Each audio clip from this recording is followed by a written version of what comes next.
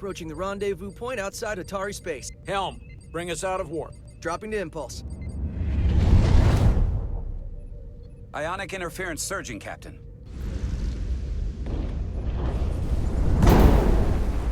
Shield integrity holding. We can take it. We are at the correct coordinates to meet the shuttle. Commander Rydek, find us our diplomat, if you will. Aye, Captain. Let's reduce the noise. Filter out environmental signals. I can manually tune what's left for Federation signal types.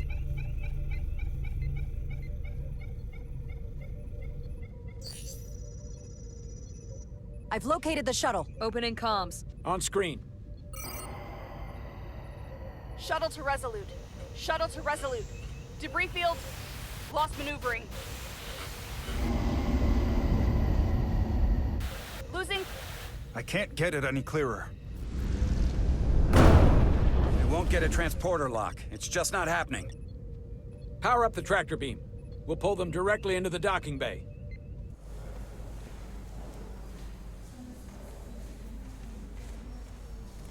Diaz, you good to run the tractor emitter? Yes, sir.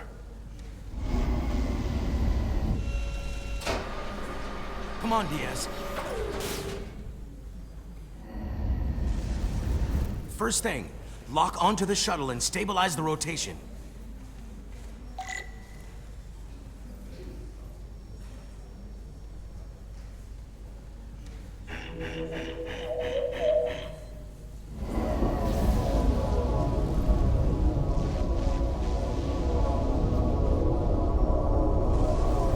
We're pulling in debris. I'm on it.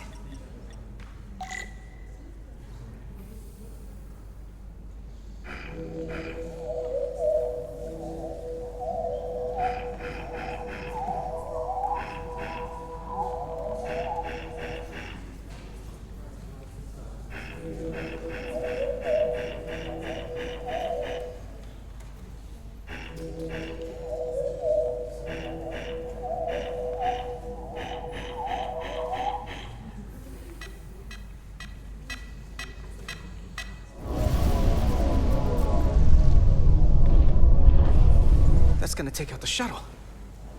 Diaz, the bridge. There's a large piece of debris headed for the shuttle. The tractor beam can't handle it. Can our shields take it? I believe so. Commander Rydek, plot an intercept course. On it.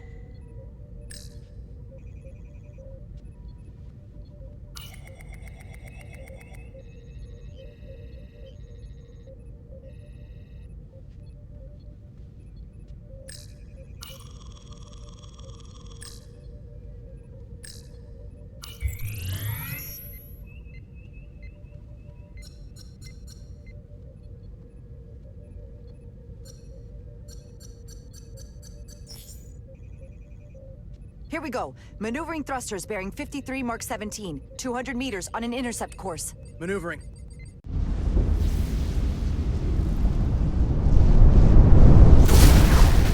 Got it. Whoa! Someone's working hard on the bridge.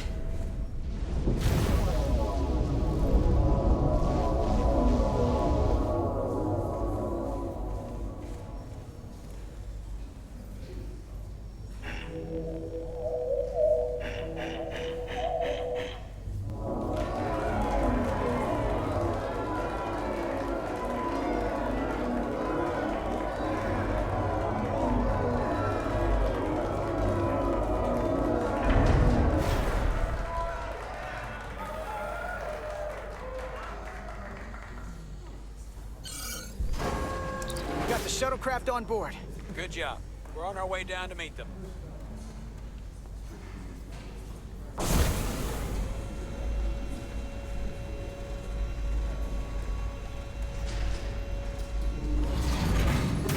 Terra firma, so to speak. Ambassador Spock.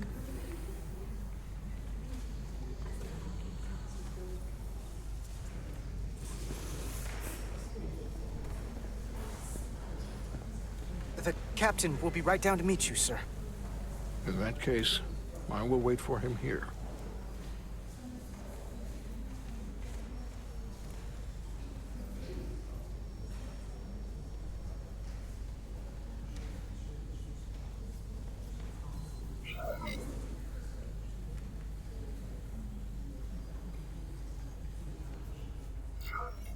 Apologies for the landing, Ambassador. I was operating the tractor beam, sir. I take responsibility. Our arrival was the smoothest part of our journey. Your artistry with the tractor beam is commendable. We thought we were prepared for our arrival in Hotari space, but it is evident my craft was not sufficiently robust for such intense ionic activity. The storm has been pretty intense. There was an element that was most unusual. Before you came to our aid, our maneuvering thrusters and impulse engines were rendered inoperable. So we attempted a short traversal at warp speed, only to find that we could not achieve warp at all, even though our diagnostics computer showed no faults or anomalies. What do you make of that? When all indications say that warp speed is possible, but in practice, we find it is not. I'd rather investigate than speculate. A sound principle. Take readings, run some additional diagnostic checks, and we'll get to the bottom of this. Quite logical. Petty Officer... Carter Diaz. Sir. Thank you. Ambassador Spock, Excuse me. I'm honored to have you aboard. I'd like to get right to it. We're already behind.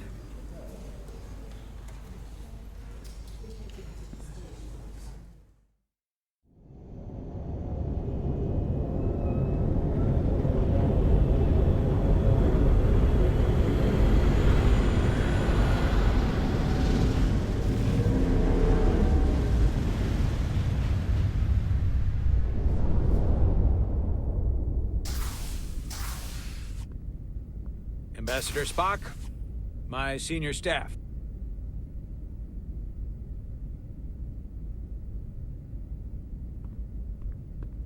It's not every day that a captain gets to welcome a Starfleet legend aboard. You flatter me, Captain Solano. But legend implies the past tense, whereas I am very much focused on our present circumstances. I didn't mean to suggest you were stuck in the past.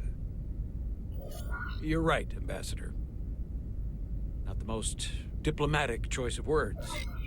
We're all curious about the future, Ambassador. Specifically, what exactly are we getting involved in here? We got the basics from Starfleet. Two formerly peaceful neighbors are now on the brink of war. Indeed, and the tension between them grows fiercer by the hour.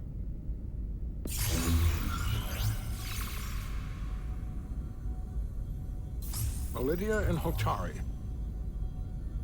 The Lydians are the more advanced species. They made first contact with the Hotari over a century ago. This is Tau, the Hotari moon. It is rich in dilithium, and for decades, the Hotari and the Lydians have shared a mining operation there.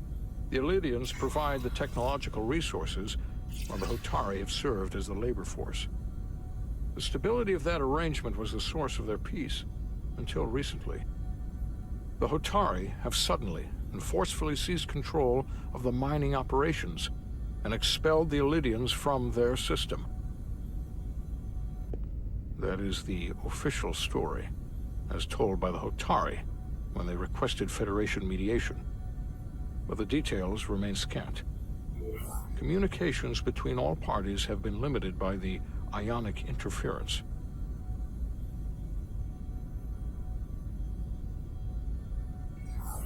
How is it the Hotari were able to turn the tables and take the mines against superior forces, especially after decades in this arrangement? Unclear. The answer to that question may be the key to a new, lasting peace, and one that I hope we can uncover during these negotiations. But it is unlikely the relatively primitive Hotari forces would stand a chance against the Lydian fleet if this escalates to open war.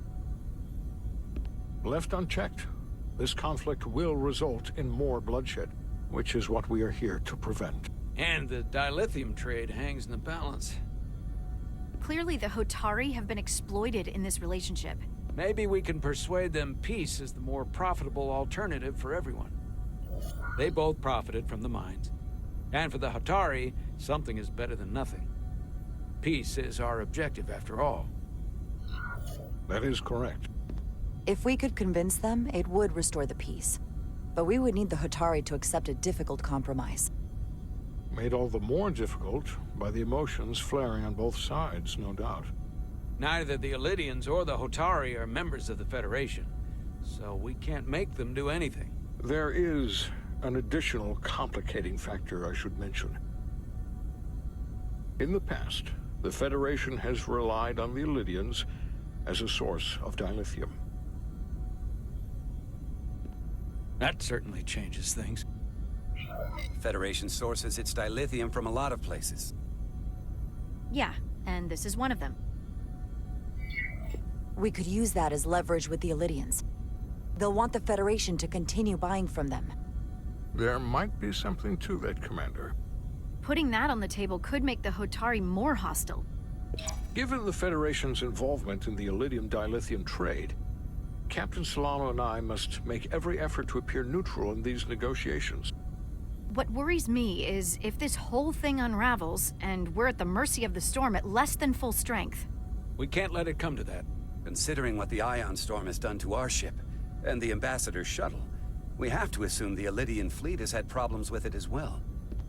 This recent surge in the energy disturbance temporarily levels the playing field. Commander Westbrook is correct.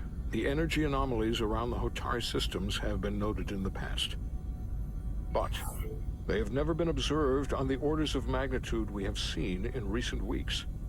If it's keeping the two sides talking instead of shooting at each other, that actually helps us negotiate a peace.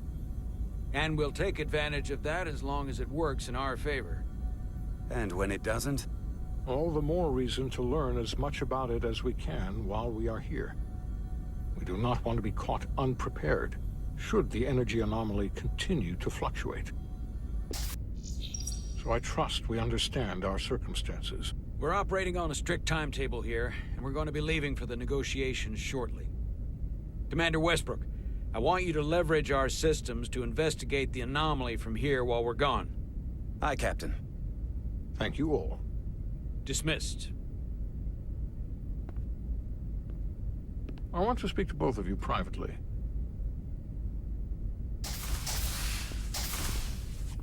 Ambassador Spock, I'd like to make a formal introduction. My first officer, Commander Jara Rydek. Commander, as you are aware, there are limits to what Captain Solano and I can do in our official capacity as representatives of the Federation. But someone in an unofficial capacity, your first officer, for example, would not be bound by those restrictions. Commander Rydek could ingratiate herself to certain parties behind the scenes, where they may be more candid in revealing information that could lead to a resolution.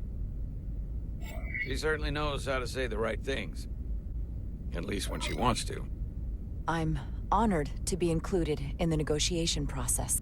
You're not just included, you are instrumental.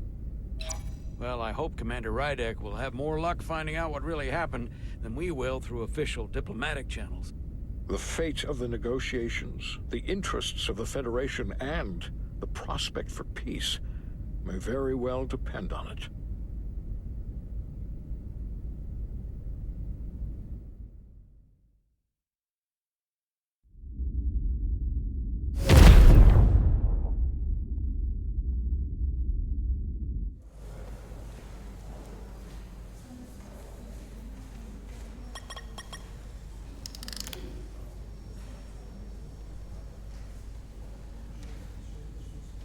Mr. Diaz, I understand you have already discussed the warp drive failure with Ambassador Spock? I have. It is imperative that the Ambassador's shuttle be flight ready. I need you both to ascertain the root cause of the system failures he encountered. I'm surprised, Commander. I thought you would have wanted to work on Ambassador Spock's shuttle yourself. I respect the Ambassador and his many accomplishments, but I do not derive any satisfaction from interacting with his shuttle as if it were somehow transubstantiated through its association with him. Especially when I have the entirety of this starship to concern myself with. I am not the chief engineer of this shuttlecraft. When you look at it logically, yes, it is just a shuttle. No different than any of the others. There is plenty that is different about it, and that is what you are to investigate. But please limit your findings to observable scientific phenomena. We'll try to restrain ourselves. Then I will leave you to it. Make note of any abnormalities in your report. Carry on. One nice thing about Vulcans, Chovak is the only person who didn't look at this and treat me like I was something to pity. Doc says I should get used to it. I'm sorry I went first. Now that sounds like self-pity, and I'm even less interested in that. Nilly. Okay. Let's just crack the shuttle open and see what we're dealing with.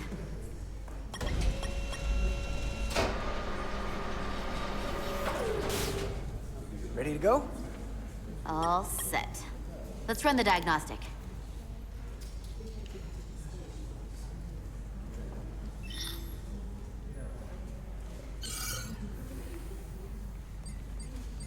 So, I know about your talk with Miranda. You do? She sent me a Priority 1 dispatch right after your conversation. I'm happy for you. Both of you. Thanks. But I'm only going to tell you this once. Don't screw this up. Because I would be very unhappy if you tried this out and then, I don't know, 6 weeks or 6 days later, I have to start splitting holidays between the two of you. All because things went south and you're not on speaking terms. That just isn't gonna work for me. You really don't believe in me, huh? It's not you. Or her. Just running the numbers, and things don't work out more often than they do. I like my friends, and I like our group. I don't want to lose that. Is that thing done yet? Yeah, it's wrapping up. Let's see. The relays along the primary EPS are blown. The backup relays are all intact. An EPS overload from the warp drive could cause that. But how did the shuttle end up dead in the water? Huh. Well, maybe the ship's data recorder can tell us something.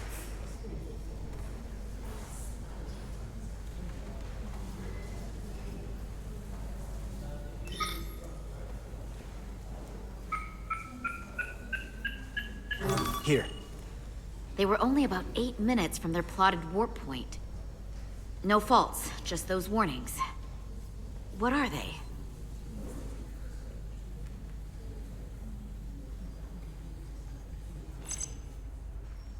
The warp field became inverted suddenly.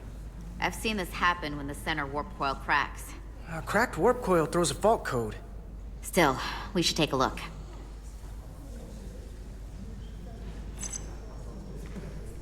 There was a complete warp cascade failure. Wow. They're lucky the shuttle didn't turn inside out. Makes me think the computer panicked on the warp field equation. Subspace variance out of tolerance. What does that mean? It means the main navigation array lost sight of space somehow. Will the array going offline cause that? Yes, but it should have also thrown a fault code. Any one of these failures should have thrown a fault. If it was caused by a system failure. None of this caused the relays to blow. Roll forward to when that happened. Yes, ma'am. So here, they take a moment to get their bearings and they attempt to re-engage the warp drive. There. That's the relays blowing. And look, there's another warp system alert. They're all the same. Subspace variance out of tolerance, or warp inversions. Finally, there's a complete warp cascade failure. Then it's one of two things. Either a warp coil is cracked, or the navigation array is offline. That makes sense. Divide and conquer. You want to check the warp coils or the navigation array? I'll check the other. Let's not overcomplicate this. One of these systems is likely broken. I'll check the nacelles for a cracked coil.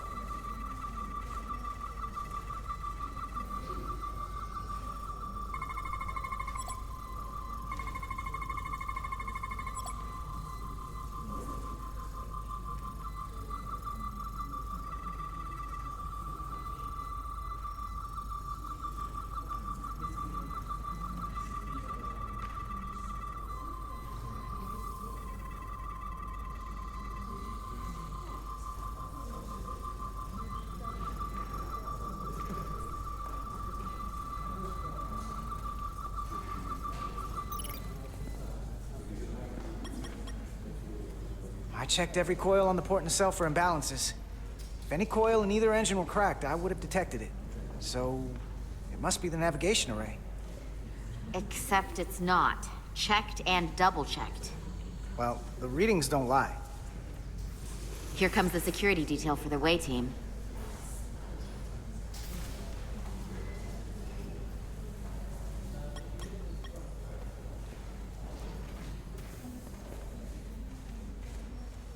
Hey. I'm not here. We're escorting the negotiating team to the surface as soon as they come down from the bridge. I don't want to interrupt some important work. I was just hoping to see you before I go. The captain and the others will be here any minute now. Should be an interesting ride down to the surface. Come on, I'm never too busy to make time for you. That's not true. No. But I am glad you came by. No, that's more accurate. I gotta be precise with you, huh? Hey, Maris. Aren't these those button pushers you're always hanging out with? And you're the phaser jockeys we always beat in Parisi squares, right? All aboard for Hotari. That another one of the captain's railroad things? Gotta be. I just usually zone out by the time he gets to the whole, steam engines were the warp drives of their day part. Catch y'all later. You don't want to miss your train. I do have to go.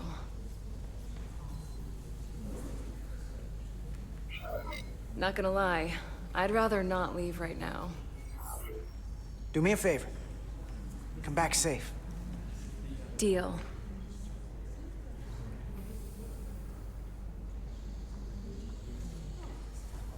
Be seeing you.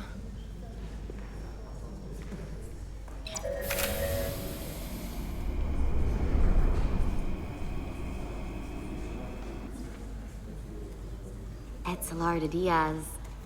If you could float back down to reality, we still have a ways to go. All right, where were we? So, the warp coils in the navigation array are fine, but the nav computer doesn't seem to think so. I'm out of ideas short of field stripping the shuttle from bow to stern. You wanna take this out of the shuttle and throw it on the bench? Oh, real hands-on maintenance. I like it. Okay, the nav computer is patched into the ship. The ship's computer can double-check our work. If the shuttle's nav computer is putting out false data, we'll know it. Let's run through the shuttle's logs again. Running now.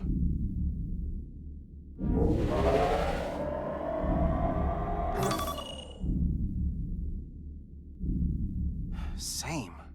Warp field inversion and a cascade failure. However, the Resolute computer doesn't show the same subspace variance. We're in the same conditions that the shuttle was in when it failed. Why wouldn't the ship's computer get a matching result? What if the subspace variance was a momentary occurrence? That's a possibility, and it would explain why the simulation under our current sensor readings failed to reproduce the issue. But a subspace anomaly strong enough to cause a warp field collapse would leave graviton ripples for days. Let's run with the momentary subspace variance theory for now. Roll forward to the shuttle's attempt to re-engage the warp drive. We need the conditions of space around the shuttle at the moment of warp failure. Resuming simulation.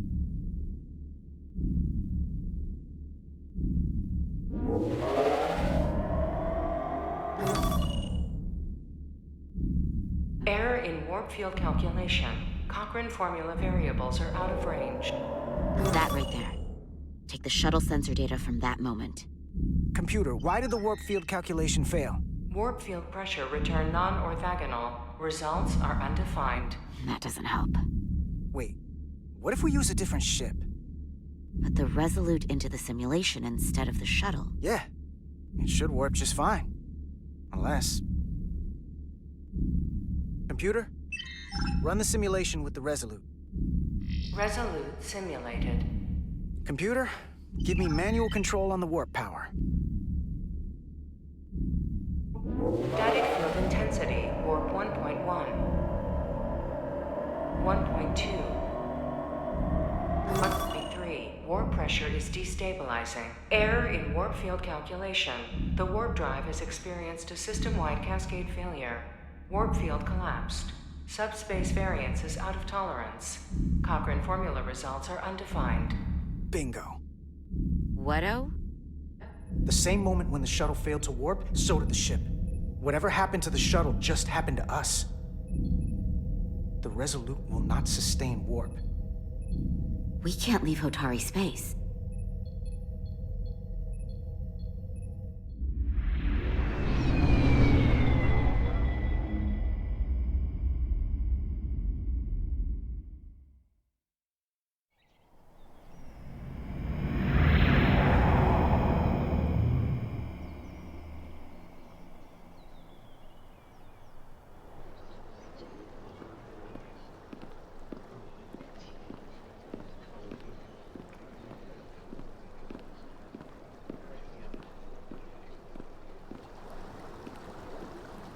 Ambassador Spock, Captain Solano, welcome to Hotari.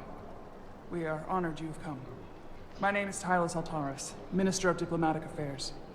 The honor is ours, and this is Commander Jara Rydick, first officer aboard the USS Resolute. You'll find she has a keen mind, and unique insight into the dynamics between the Hotari and the Illidians. We are honored to be here, as representatives of the Federation. I'm so glad. These must be the representatives of the mighty Federation. The reigning authority in the galaxy. Or so we've been led to believe. Whether that's true or not remains to be seen. But, either way, we're grateful you've made the time to come to our little corner of the universe. And you are? This is Galvin, and this is Citron, the heroes of the revolt in the mines.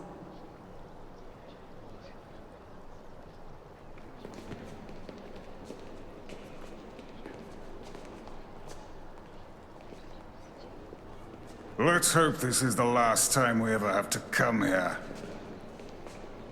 If you'll excuse me.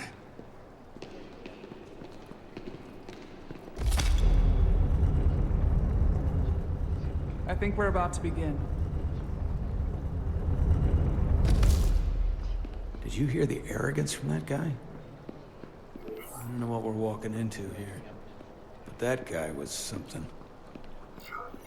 Something about his tone tells me this won't be easy. That was my sense as well. I doubt he speaks for all of Hotari, so I would urge patience until we speak with their queen.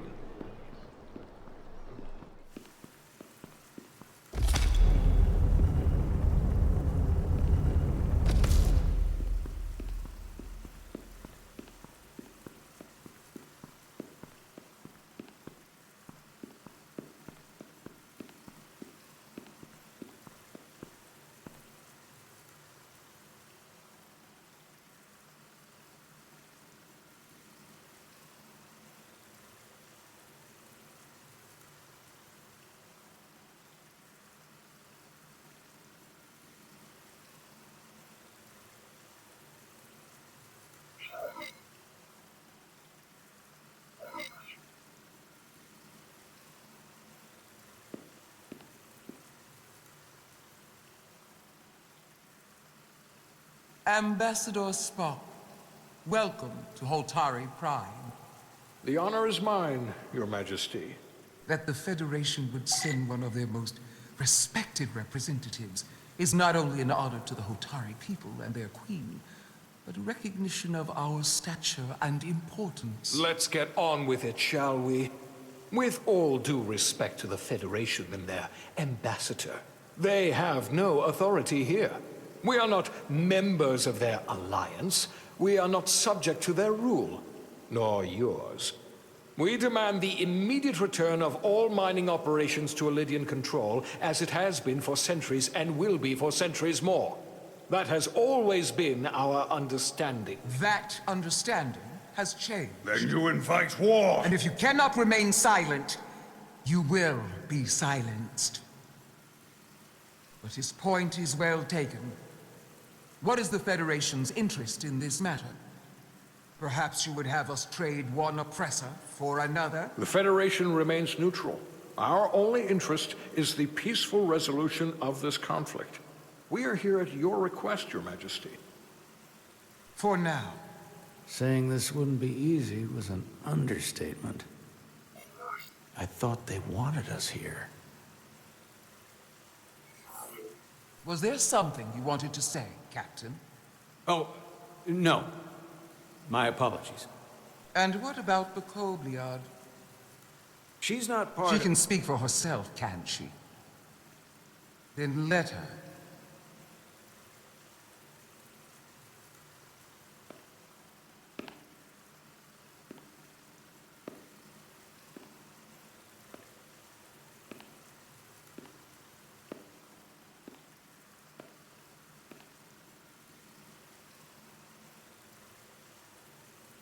Now then, one should know their place.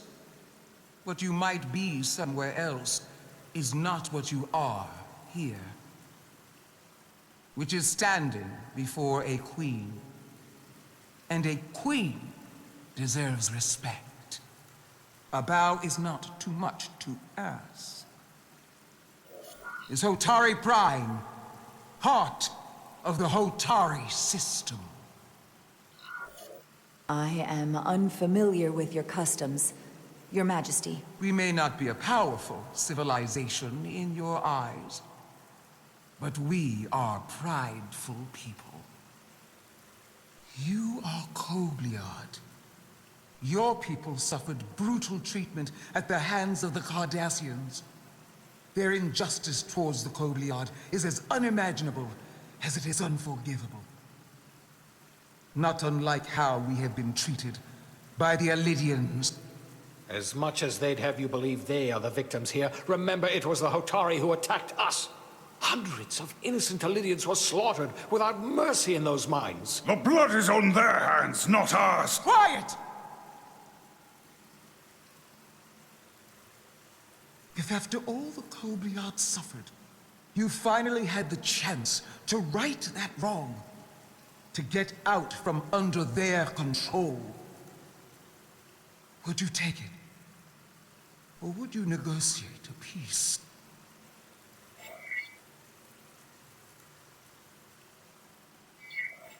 I can't speculate on something that never happened, Your Majesty.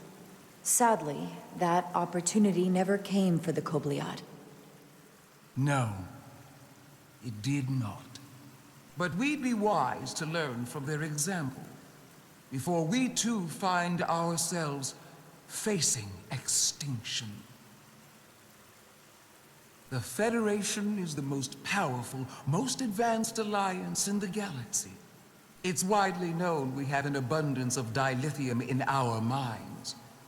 And it's in your interest to secure a steady supply. Your Majesty, if I may. Ambassador Spock would have us believe you're here as a neutral party in the interest of peace.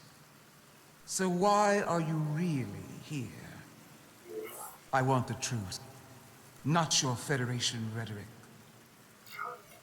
It's possible the Federation has an interest in both peace and securing a steady source of dilithium. One does not preclude or prevent the other. But that's just my personal opinion.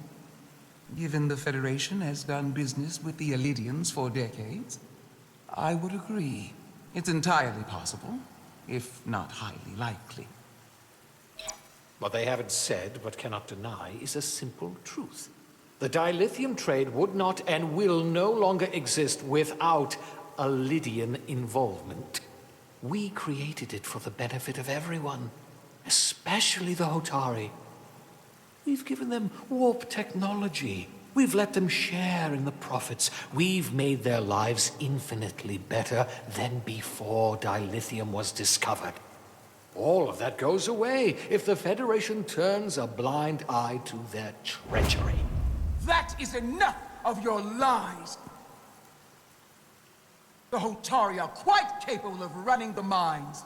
We've done so for centuries. Don't tell me, who deserves control of the dilithium trade and the mines on Tau?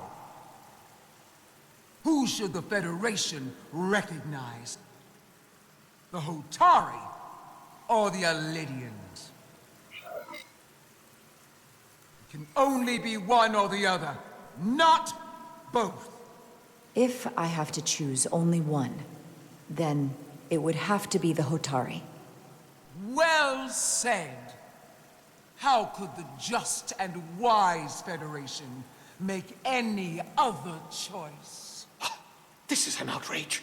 The Federation has lost all credibility. The mines are ours. Lydia will not be deterred.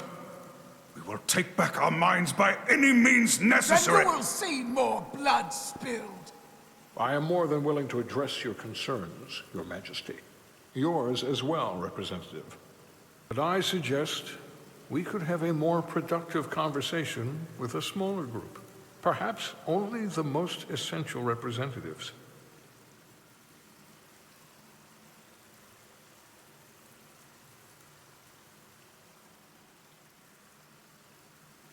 I suppose there is some sense to that.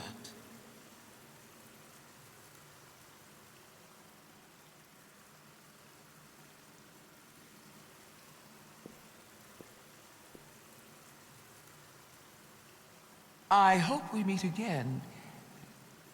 Commander Jara Rydek, Your Majesty. It's been a pleasure, Commander Rydek.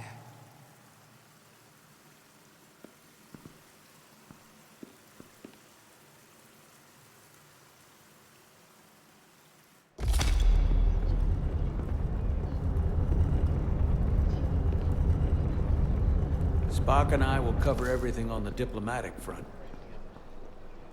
You make nice with the locals and see if you can get some answers. We need to find out why the Hotari are so willing to risk war. What happened in those mines?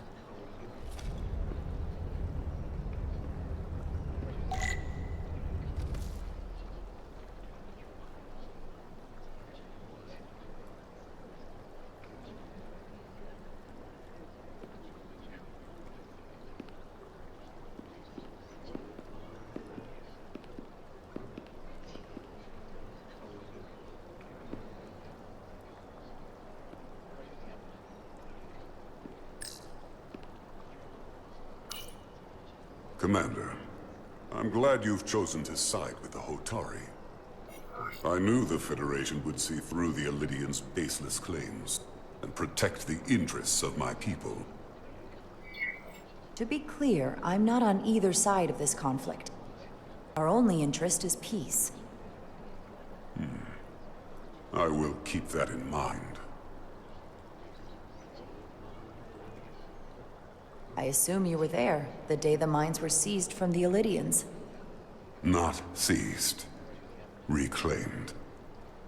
And restored to their rightful owners. Yes, I was there. We had to be decisive. Before the Elidians could even realize their worst nightmares upon them. Did you have help from someone else?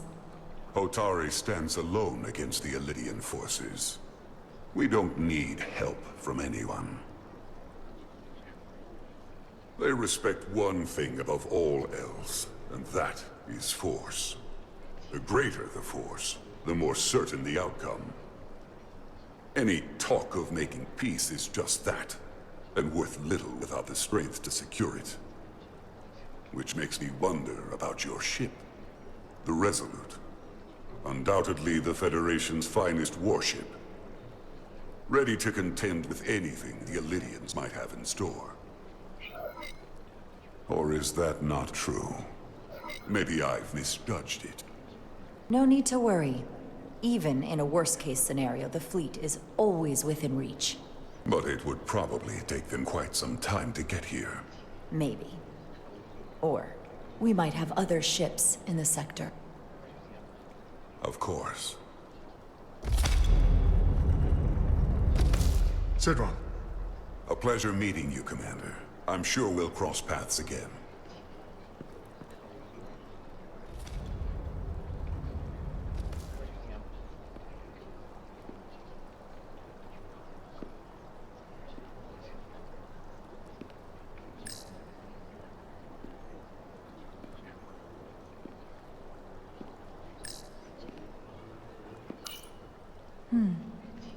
Soothing.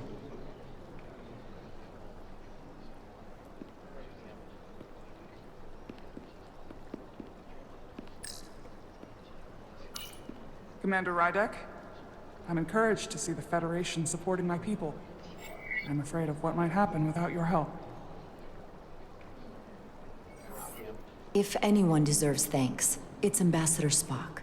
No one is more invested in negotiating a peaceful settlement to this conflict than he is. I'm so glad. We need his help before the situation escalates further than it already has. It's been very trying. I saw you speaking with Sidron, our national hero. I'm curious, what did he say?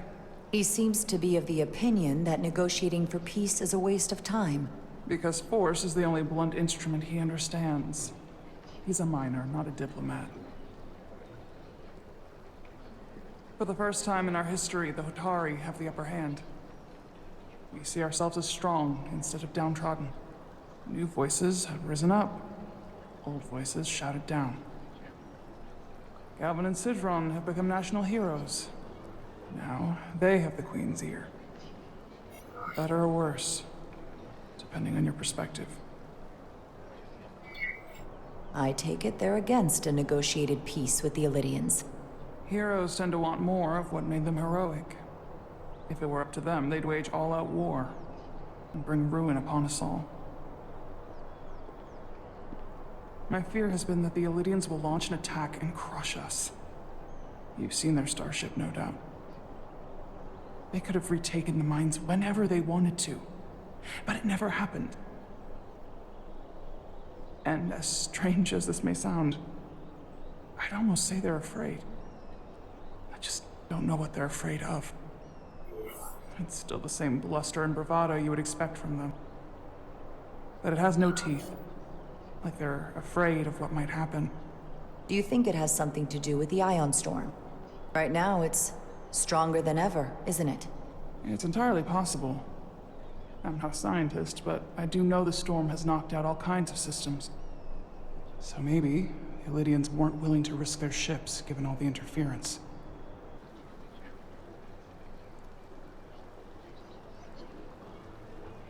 Since the day of the revolt, Galvin has seized control of the mines and restricted all access. No one's allowed without his personal authorization. And they've taken over a section of the palace with just as much secrecy and security. I'm told it could be something they brought back from the mines. I've made inquiries, but everyone pretends it doesn't exist. I strongly suspect they're hiding something. Are you sure of this? It's been the talk of the palace since the day of the revolt. How can we know?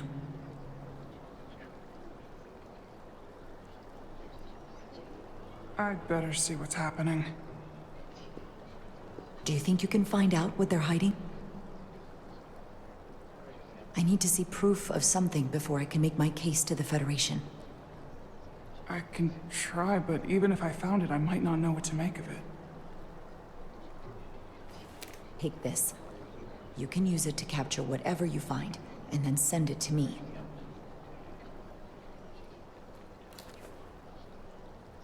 Thank you. I will let you know what I find. And I look forward to our meeting again.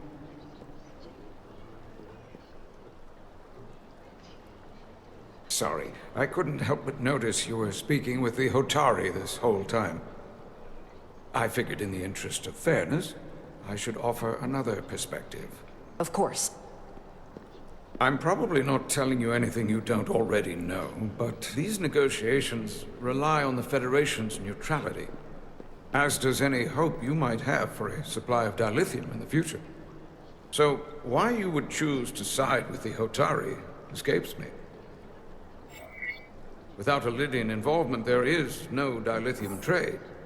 We are and will remain completely neutral. Our only interest is the peaceful resolution to this conflict. As is ours. Of course, the question is, at what price? Major Salit Arminta, Special Attaché, Illidian Armed Forces. Pleasure to meet you, Commander. I have my issues with the Hotari, but I have to give them some credit. They know how to seize an opportunity. inciting an uprising the same day as a massive, once-in-a-lifetime ion storm. Our assumption was that this storm was just an anomaly. Yes, a very convenient anomaly. At least, that was what we were told. Of course, I wasn't there. But who am I to say otherwise? You sound skeptical. Well, the official story is that it was the storm that enabled the revolt. How else do a bunch of unarmed, unorganized miners seize control of an entire moon, much less thousands of mines? But I've talked to people who were there. They tell a different story. They say they're lucky to have escaped with their lives. That it was more than just the storm. That somehow the miners were able to harness the energy from the storm. I know it sounds crazy. I'm not even sure I believe it myself. But that's what they said. You just answered your own question. How do a group of miners do something that in theory can't be done? That's how. Harnessing the storm. But even if it's true, how does that even happen? You tell me.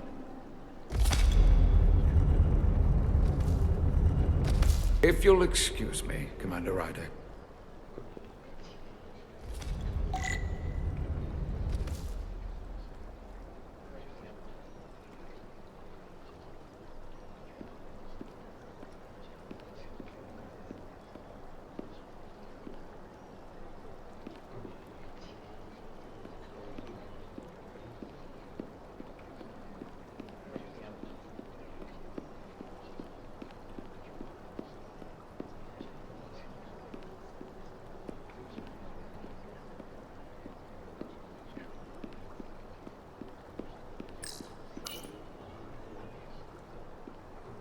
They seem proud of their culture. Pride can lead to rash action.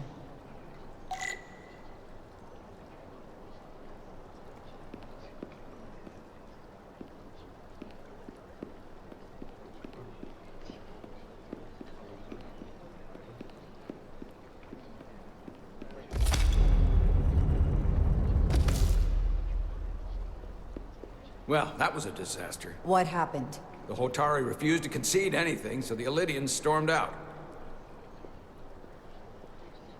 The Hotari did not invite us here as peacekeepers. I hope your efforts were more fruitful than ours.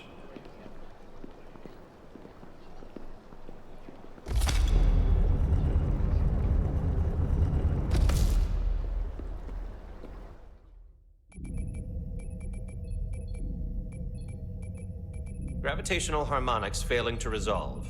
Warp bubble stability degrading. Increase output to maximum.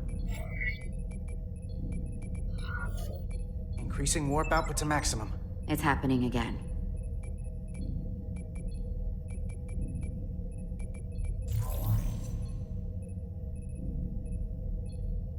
It is evident that presently, the Resolute cannot achieve warp propulsion. Since our diagnostics rule out any problems with our warp systems or anything about the ship, the problem appears to be the fabric of space itself. Space itself?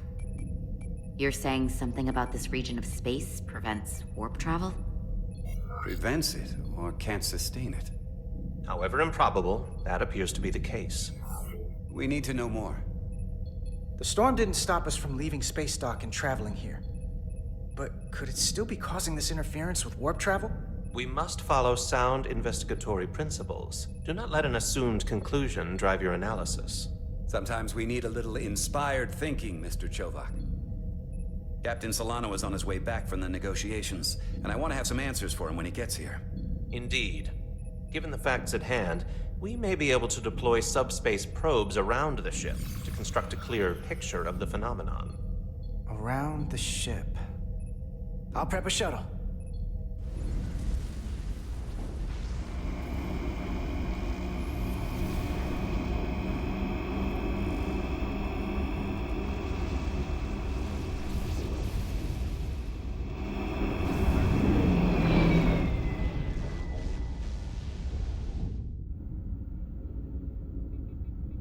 I'm setting up a waypoint at a distance roughly corresponding to the edge of our warp field. When we get there, I'll deploy the first probe.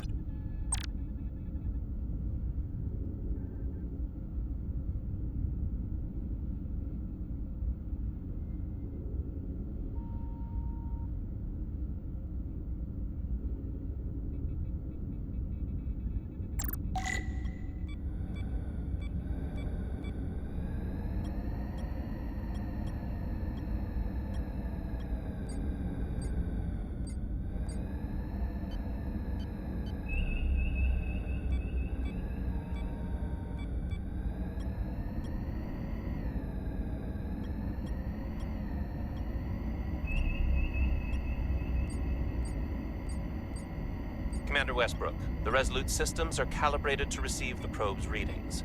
We are standing by to reproduce the warp field collapse after the first probe is deployed. Thank you, Mr. Chovak. We'll be in position shortly. And, Mr. Diaz, do take care in piloting the shuttlecraft. Now is not the time to indulge in the human penchant for joyriding. Chovak probably isn't such a fun guy to work for, huh?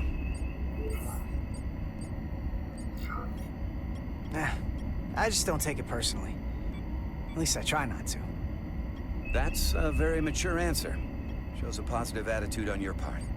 Remind me of it when I start complaining to you about the ship's new first officer.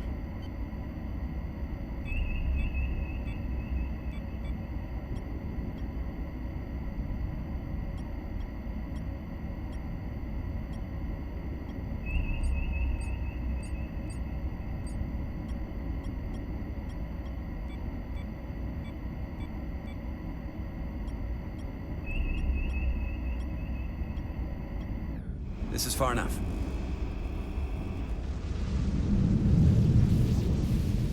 Transporting the first probe into position.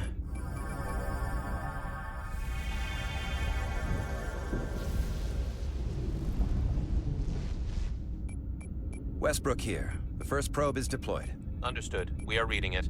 We are about to replay the simulation.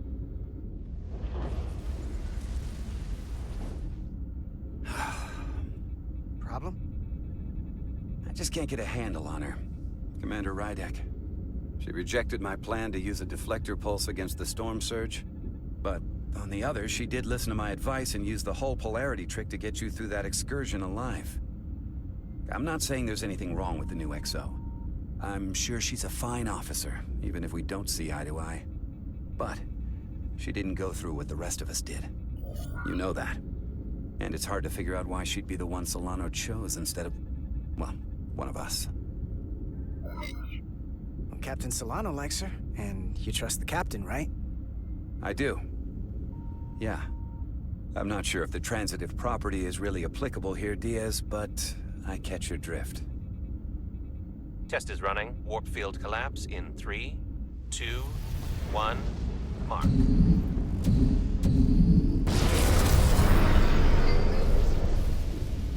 Whoa. All right, that is definitely a problem with the fabric of space. We need to get another probe out there.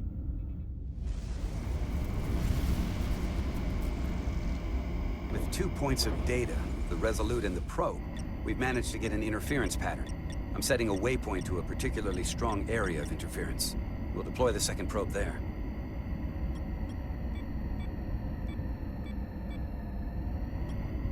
Listen, I'm gonna give you a piece of advice I wish someone had given me. Make sure you're never just one thing. And don't get so focused on what's in front of your face that you lose sight of the big picture. Before Rydek showed up, the captain pulled me into his ready room and told me he didn't think I had the people skills to be first officer. What a load of crap. I mean, if he'd said that about Chovak, sure. Well, if you're asking, I think you're a people person. After all, here we are. Me, an enlisted officer. You, one of the senior staff. Talking like old buddies. I should send Solano to talk to you. Bring him on. I'm sure you can handle him. You've got potential. You're a capable engineer. You're good in the field. Keep up the good work, and who knows? A solid jack of all departments like you could be Commander-in-Chief of Starfleet one day. Hell, Admiral Jellicoe started as a shuttle pilot. And there are places to go in the enlisted ranks, too. Of course, if you get an officer's commission, they'll put you on another ship. You know, I'd be the best leader Starfleet ever had. Lower decks always have to fix all the problems Command causes. Maybe I just save everybody some steps. Well, don't forget about us little people when you're running things. Of course not. You gotta remember where you came from.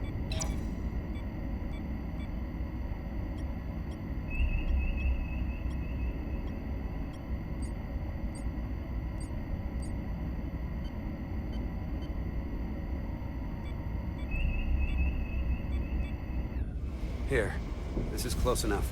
Stop the engines. Deploying the probe.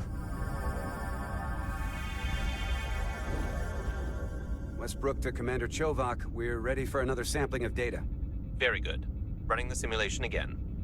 Warp field collapse in 3, 2, 1. There it is again. I saw it. It seems to be directional. Well, what about the scans? Anything?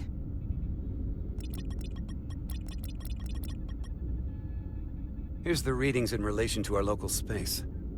We've got the Resolute, Otari Prime, and the probes. All this interference is overloading the sensor buffers. We're gonna have to triangulate the sensors manually.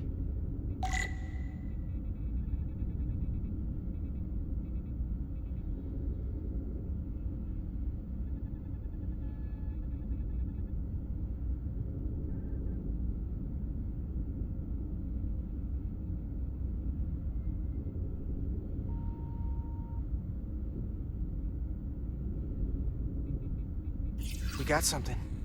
These markers indicate peaks in the gravimetric interference patterns. Let's see if I can find some more.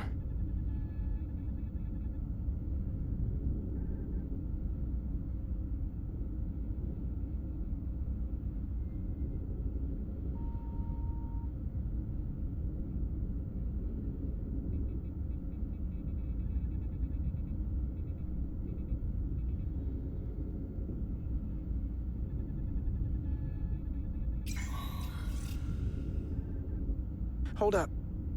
This is coming from the moon. A beam that blocks warp travel.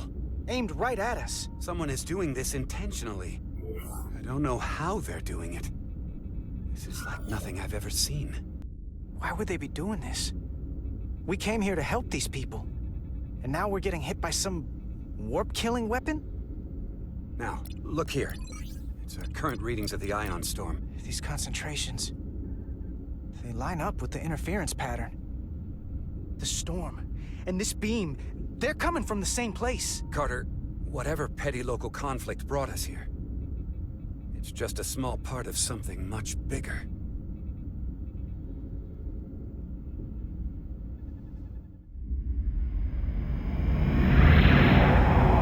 Presently, we don't have an explanation for how they're doing this. One thing is clear. This is no fluke. Thank you, Mr. Westbrook. I want a full briefing when I'm back on board. Solano out. A targeted weapon that inhibits warp travel. Coming from the moon Tau. That would explain the difficulties my shuttle encountered. More importantly, the tenor of the Hotari during the negotiations. And here I thought the Elydians would be the problem. Coming to peace talks in a warship. This wasn't supposed to be so complicated.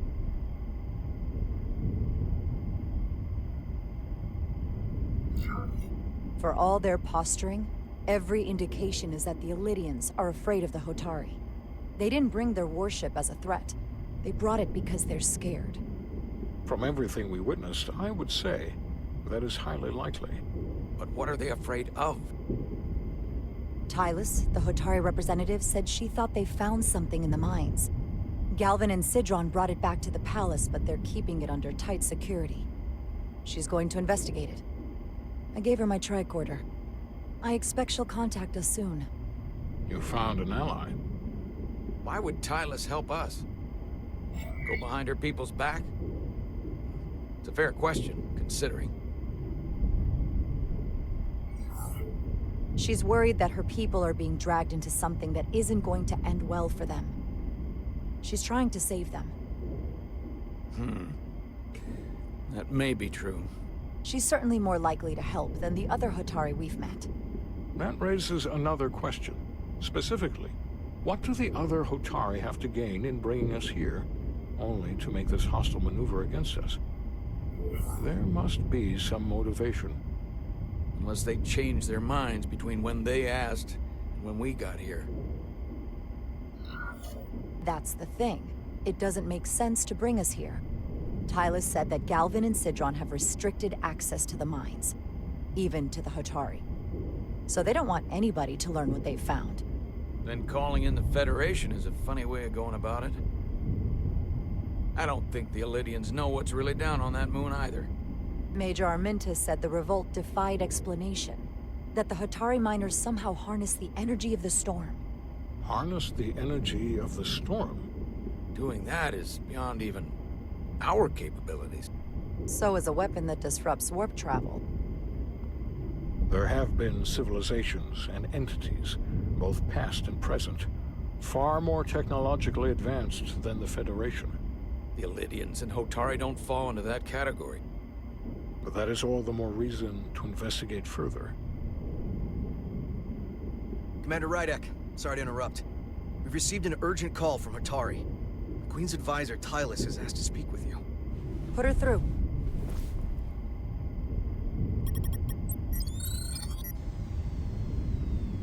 Galvin and Sidron are still with the Queen. I've enlisted help to gain access to the room they have under guard.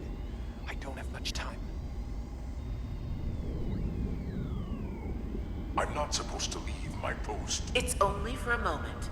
I so appreciate your help.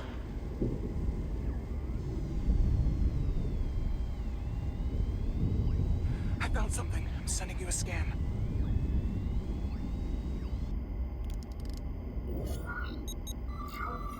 Got it.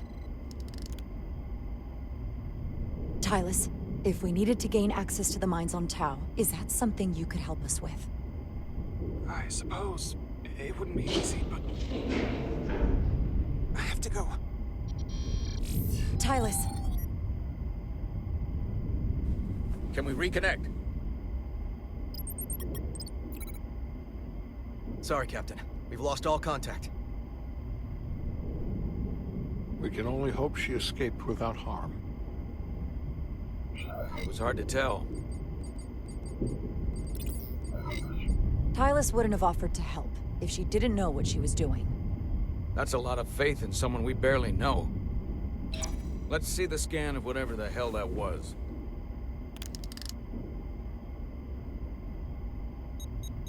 Tylus suspects this came from the mines on Tau. It appears to be of ancient origin, but the markings are unfamiliar.